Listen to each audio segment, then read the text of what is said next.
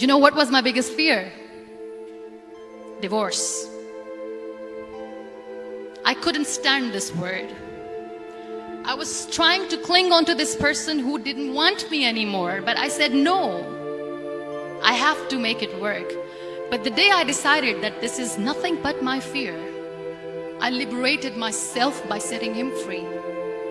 And I made myself emotionally so strong that the day I got the news that he's getting married, I sent him a text that I'm so happy for you and I wish you all the best. And he knows that I pray for him today.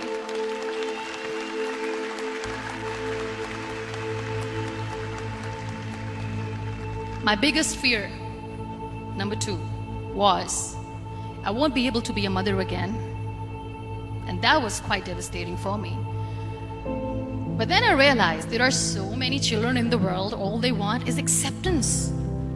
So there is no point of crying, just go and adopt one. And that's what I did.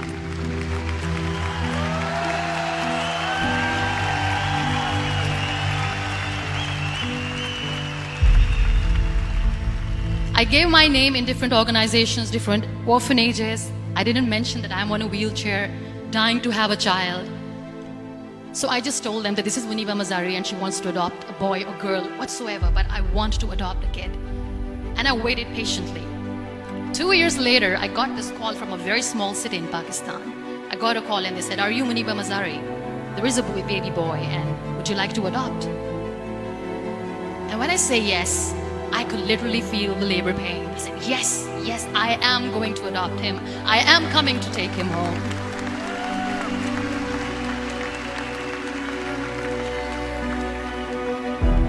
And when I reached there, the man was sitting and he was looking at me from head to toe. And in back of my head, I kept thinking that, oh my God, he's going to say she's on the wheelchair. She doesn't deserve it. How is she going to take care of him? And I looked at him and I said, do not judge me because I'm on the wheelchair. But you know what he said? He said, I know you will be the best mother of this child. You both are lucky to have each other.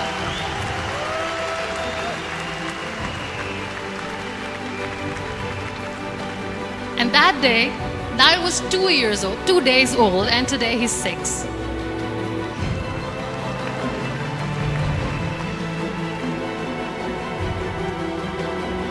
You'll be surprised to know another bigger fear that I had. It was facing people. I used to hide myself.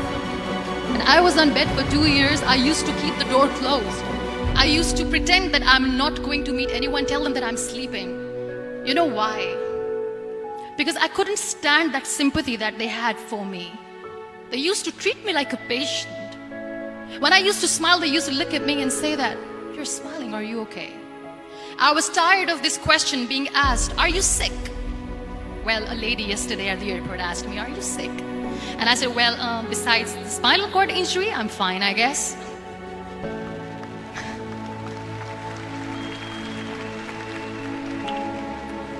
But those are really cute questions. They never used to feel cute when I was on the bed. So I used to hide myself from people, knowing that, oh my God, I'm not going to see that sympathy in their eyes. It's all right. And today I'm here speaking to all these amazing people because I have overcome the fear.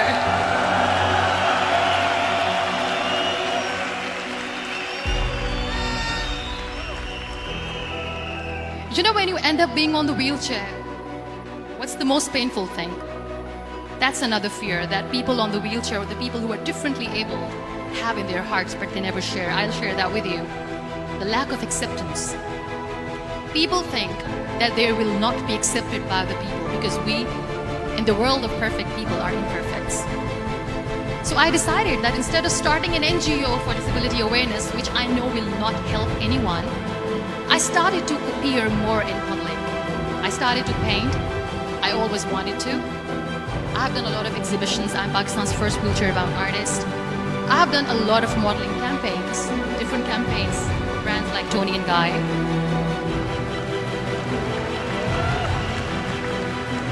I have done some really funny, breaking the barriers kind of modeling.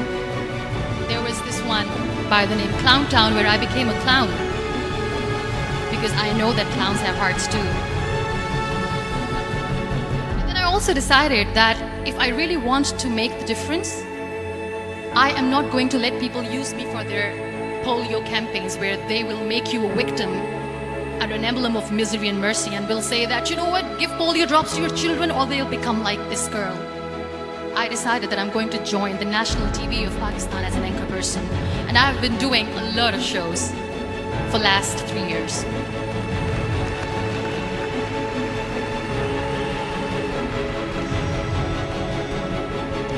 So when you accept yourself the way you are, the world recognizes you. It all starts from within. I became the National Goodwill Ambassador for UN Women Pakistan, and now I speak for the rights of women, children. We talk about inclusion, diversity, gender equality, which is a must. I was featured in BBC 100 Women for 2015. I'm one of the Forbes 30 under 30 for 2016. And it all didn't happen alone.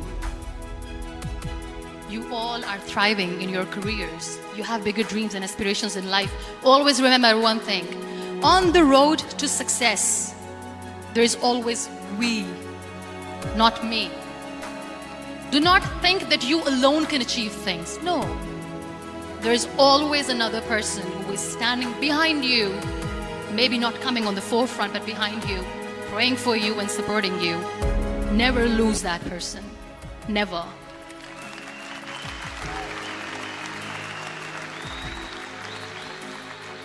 No matter how much I say that I couldn't find a hero, so I became one, I still want to recognize those 3 people in my life who literally changed my life completely, and I get inspiration from them every single day. Waleed Khan. Many people know about the terrorist attacks in Pakistan. We have lost many people.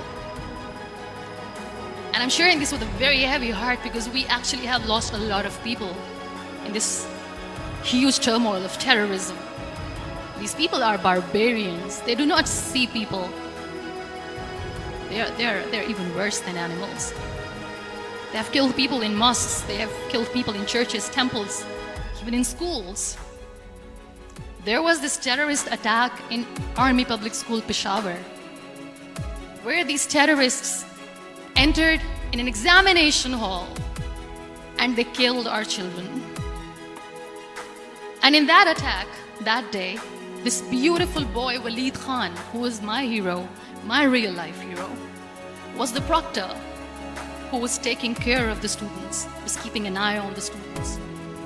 Those barbarians shot him 3 times in the face, 5 times on his body, and he fell down. I was asked to give a talk in the school after a week of that terrorist attack. With a very heavy heart, I went there and I spoke. We sang a few national songs. I thought that maybe I've done my part, but deep inside, it was killing me. I could see children injured. I could see children sitting on the wheelchairs looking at me wondering, what next?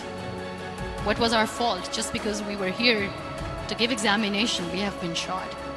So many people, so many children lost their friends. Their classrooms were empty. The next day they went to the classroom. So this kid, Waleed Khan, I was asked that he is in a hospital right now and you have to go and see him and motivate him and tell him that it's going to be okay. And when I saw Waleed Khan coming on the wheelchair for the first time in front of me, his face was all deformed. His leg was fractured, his arm was fractured. He couldn't talk, he lost his teeth. He cannot sneeze, he cannot smell. He cannot eat. And I kept thinking, what should I say? That everything is going to be all right? No, nothing is all right. And while I was juggling with the words, what to say, what not to say, this beautiful child, Waleed Khan, came to me and he said, "Are you Muniba Mazari?" I said, "Yes." He said, "Baji, let's take a selfie."